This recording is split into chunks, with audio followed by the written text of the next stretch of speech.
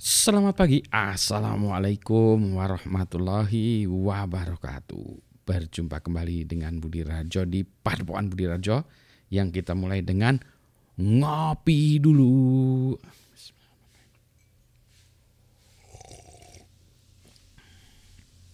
Wah, asik. Ini kopinya kebetulan dari gak kebaca ya sih loh, Guatemala. Ili Arabica Selection, enak deh. Dia roastingnya agak sedikit dark, jadi agak sedikit pahit gitu ya. Emang kopi nggak pahit pak? Kopi udah pahit, ini lebih pahit lagi ya. Tapi nggak gosong banget ya. Jadi kalau dark itu biasanya gosong ya, ada rasa kebakar. Kalau kita makan sate yang kebakar gitu, ini nggak nih. Dark memang. Nah, dark ini ingin membahas soal darkness, kegelapan pendidikan di Indonesia. Nggak juga sih ya. Kegelapan pendidikan di seluruh dunia dan akhirat. Nggak juga kali ya. Nggak juga pak. Jadi mari kita bahas soal pendidikan. Ini masih menyambung dengan urusan pendidikan kemarin yang mana ada orang, saya mau bilang kritik ya, tapi lebih tepatnya nyinyir ya. Beda nyinyir dan kritik apa ya? Bingung saya. Tapi gini, anggaplah sebuah kritik terhadap pendidikan di Indonesia khususnya gitu, yang mana pendidikan Indonesia ini kok kayak gini-gini aja. Nah, mari kita lihat alternatifnya ya. Kalau nggak mau kayak gini, kayak gimana pendidikannya? Yang banyak orang tidak suka tuh katanya pendidikan itu kok jadi seperti pabrik ya, pabrik yang menghasilkan manusia ya, pabrik yang menghasilkan manusia. Ini sebetulnya pendapat ini saya sepakat ya, sepakat. Jadi saya dari dulu protes terhadap sistem pendidikan yang seperti itu ya. Tapi protesnya saya itu tidak hanya berhenti di protes, tapi saya ingin mencoba membuat perubahan dengan cara saya mengajar, cara saya menilai, cara saya mendidik ya. Jadi nggak seperti itu. Tapi ini for the sake of counter argument ya, yang disebut biasanya devil's advocate gitu ya. Jadi kita pura-pura menjadi orang di sebelah sana gitu ya, lawan bicara. Itu biasanya lawan pendapat ya, biasanya kita sebutnya namanya devil's advocate ya. Jadi advokatnya devil ya, advokatnya setan. Jadi kenapa begitu saya nggak tahu ya. Jadi kita yang benar, sana yang setan gitu. Jadi saya benar, Anda setan. Tapi saya sekarang sebagai advokatnya devil ya. Jadi saya bilang begini, sebentar dulu, apa yang salah dengan industri pendidikan ya, pendidikan yang dijadikan industri. Jadi kalau industri itu kan menghasilkan produknya katakanlah industri otomotif ya, menghasilkan mobil atau menghasilkan motor ya, mobil katakanlah ya, menghasilkan mobil outputnya kan sama semua tuh mobil. Setidaknya variasinya ada tapi tidak banyak. Misalnya mobilnya jenisnya sama semua, warnanya bahkan mungkin sama semua atau 2 warna atau 3 warna, jumlah yang dibuat 10.000 unit, saya nggak tahu berapa ya kalau mobil unit satuannya gitu ya, dibuat sama semua, jadi industri gitu. Nah kalau industri pendidikan berarti itu ya, analoginya sama, yaitu kita menghasilkan siswa atau lulusan yang karakternya sama semua. Jadi kalau kita ngajar 500 orang keluarnya sama seperti itu semua. Seperti mobil tadi yang bentuknya sama, ininya sama. Kenapa itu dibutuhkan? Pendidikan yang seperti itu dibutuhkan karena kita ada kebutuhan untuk memenuhi kebutuhan industri, supply SDM untuk industri. Wah, kenapa kita harus supply industri pak? SDM untuk industri, untuk pegawai pabrik ya, atau pegawai industri kalau orang nggak mau disebut pabrik, karena kadang-kadang konotasinya tuh pabrik itu jelek, kotor segala macam. Tapi yang membuat produk kan pabrik ya. Jadi kita ini pabrik SDM juga ya, menghasilkan orang untuk kebutuhan itu. Apa yang salah? Kalau kita lihat ya, katakanlah misalnya sebuah pabrik, katakanlah pabrik mobil ya, atau pabrik inilah barang-barang alat-alat kesehatan. Nah, pabrik tempat tidur, pabrik kursi roda, pabrik kan butuh orang juga. Emang SDM-nya tuh datang begitu saja kan, nggak harus dididik. Kebutuhannya berapa? Misalnya katakanlah kebutuhannya 200 orang. Berarti 200 orang ini harus dididik. Ya, kebutuhannya sama ya. Karena nanti pekerja ini harus bekerja ya nggak tahu lah 24 jam mungkin ya, di shift-shiftan, atau kalau nggak 24 jam ya jam kerjanya di shift, misalnya 2 shift atau 1 shift, saya nggak tahu ya, tapi ada kebutuhan banyak kan ya. Katakanlah kebutuhannya berapa? 200 orang. Ya berarti 200 orang itu harus dihasilkan dengan menguasai ilmu ya, teknik ya, skill yang sama. Misalnya dia harus bisa mengoperasikan laser cutter misalnya, alat pemotong yang menggunakan laser gitu. Emangnya saya bisa, Budi Harjo yang S3 gini yang nggak bisa. Kenapa? Karena saya tidak dididik itu. Nah, jadi yang gitu-gitu juga kita tidak bisa take it for granted. Harus dididik, harus diajarin prakteknya. Jadi diajarin teori apa-apa, kemudian praktek gitu. Dulu saya juga belajar membubut, meskipun saya orang elektro, saya juga belajar ngebubut ya, karena saya harus tahu juga. Saya ambil kuliah di mesin tuh, jadi harus cara membubut itu gimana ya, jalankan mesin bubut, ngebor dan lain sebagainya itu diajarkan juga. Supaya tahu aja ya. Anda balik lagi. Jadi ada kebutuhan katakanlah 200 orang ini, maka itu harus dilakukan oleh siapa? Ya sekolahan. Kalau enggak ya pabriknya ini terpaksa harus buat sekolahan sendiri. Nah kalau pabriknya harus buat sekolah sendiri kan kasihan pabriknya ya, udah dia harus membuat produk segala macam, dia harus membuat sekolahan sendiri. Ada yang mau nggak? Mungkin ada orang yang nggak mau tuh, karena nanti saya kalau kerjanya di mana? Jadi kerja di pabrik ini. Kalau nggak di pabrik ini, ya sekolahannya kan didesain tuh itu. Makanya sekolahnya nggak bisa didesain spesifik itu ya. Misalnya sekolahannya katakanlah dibuat SMK atau D3 atau apa yang seperti itu. Pak, kalau pelatihan aja gimana? Ya pelatihan bisa juga. Tapi umumnya kalau pelatihan diurut-urut ya jadi sekolahan juga sebetulnya kan ya. Kalau pelatihannya cuma satu jenis sekali ya nggak apa-apa. Atau ya mungkin ya bootcamp lah ya, seminggu itu nggak apa-apa. Tapi kalau ini seminggu ini pelatihan terus namanya sekolahan juga ya. Jadi bentuknya aja yang beda, sekolahan. Kembali ke masalah tadi ya. Oke, itu kan baru satu ya, sekolahan. Indonesia ini berapa rakyatnya? Kalau statistik tahun lalu itu tahun 2021 atau 2022 ya. Itu jumlah penduduk Indonesia adalah 277 juta orang. Berapa menurut Anda yang harus dididik? Katakanlah sepertiganya aja ya, masuk sekolahan ya. Masuk sekolahan. Sepertiganya aja 80 juta. 80 juta lebih itu mau Anda ajari apa? Gimana ngajarnya? 80 juta. Kalau sistem pendidikannya tidak seperti industri, maksudnya individually tailored, susah juga ya. Gimana caranya? Jangankan 80 juta. Saya ngajar aja ya satu kelas yang 60 orang, itu susah. 60 orang. Oh iya, saya pernah ngajar.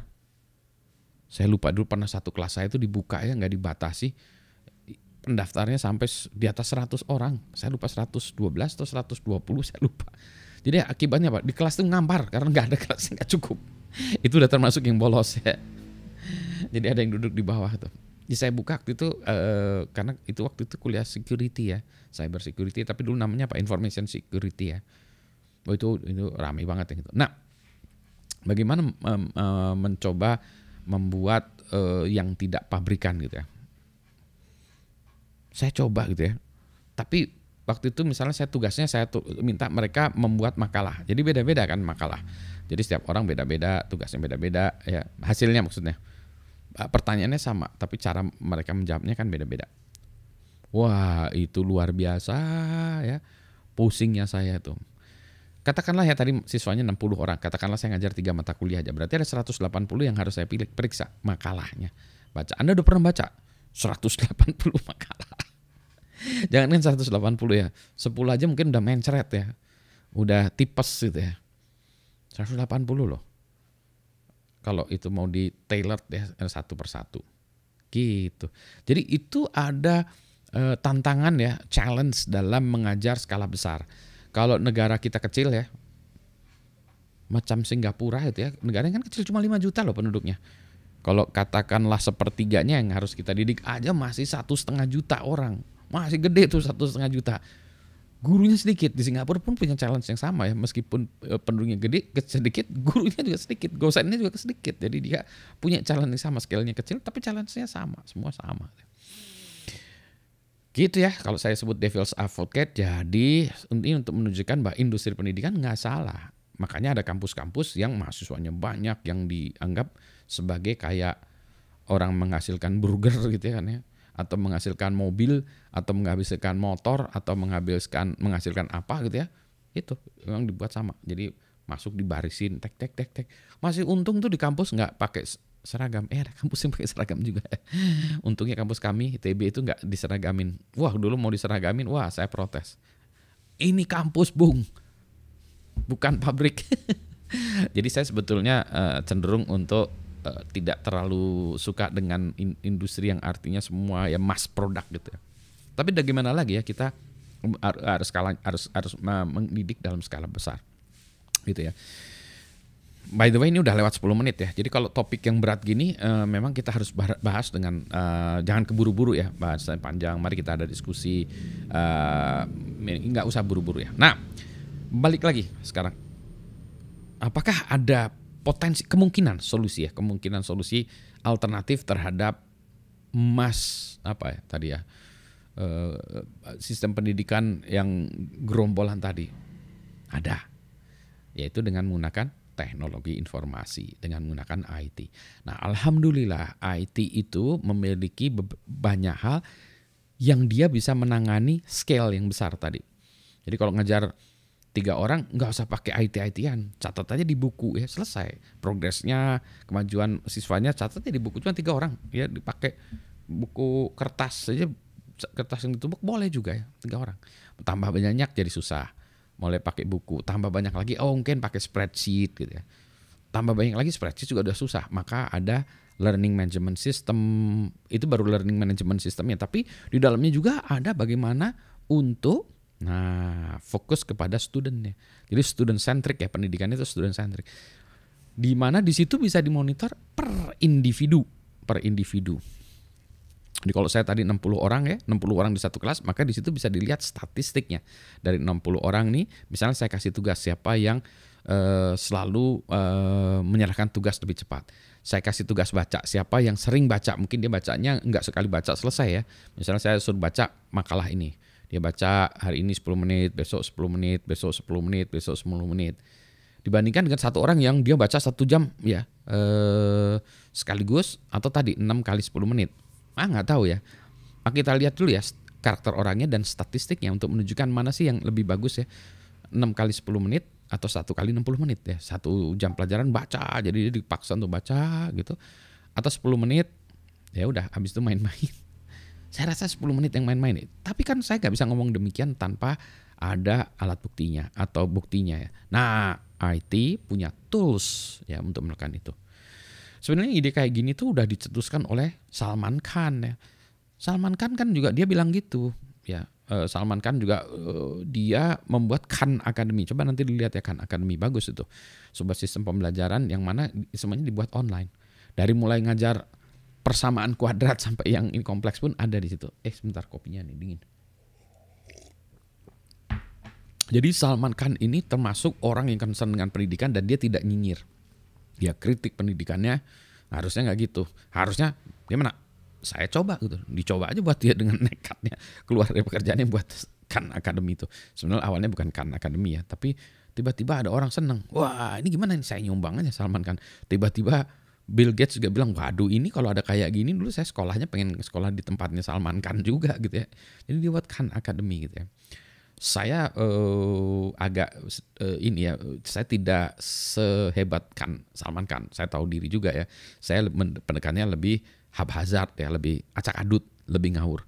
Jadi kalau Salman Khan dia versi yang terstruktur dengan baik, meskipun dia bukan corporate yang corporate sekolahan gitu ya.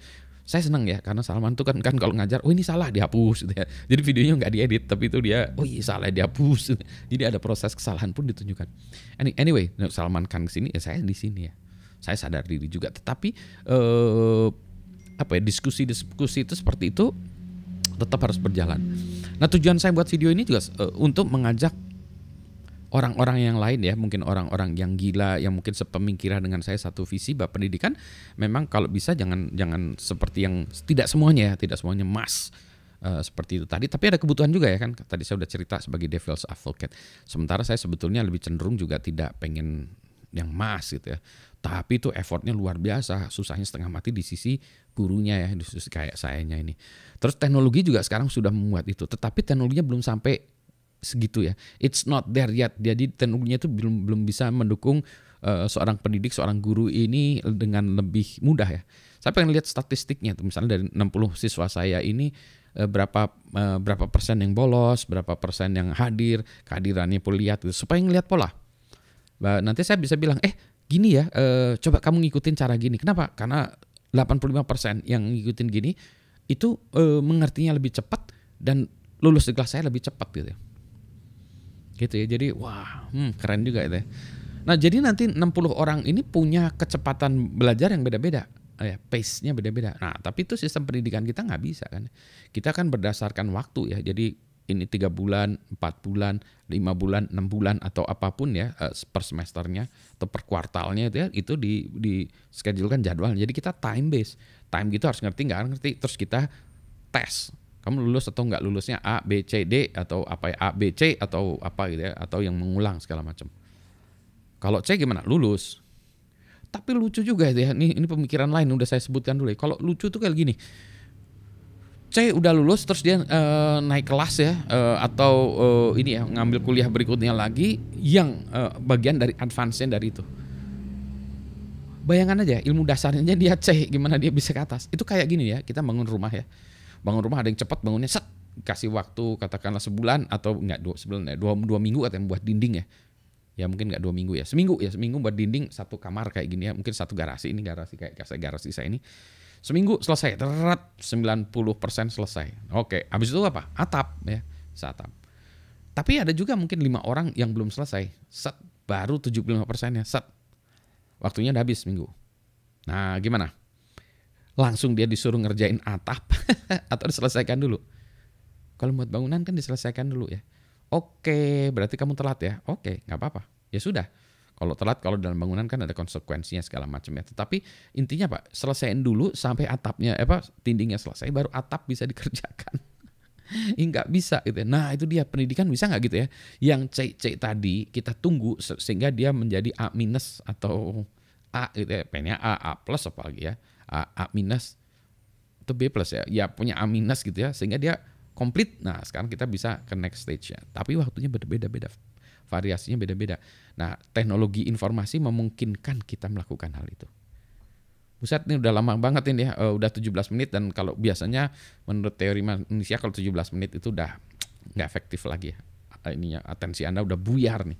Udah pengen nyetel YouTube aja. Udah saya harus sudahi dulu ya. Saya juga udah pengen nyetel YouTube juga. Atau sebetulnya lebih cepatnya saya ingin ngopi lagi. Ngopinya udah dingin 18 menit ya. Selamat pagi, Assalamualaikum warahmatullahi wabarakatuh. Mari kita adakan dialog tentang pendidikan sedia. Sehat semuanya ya.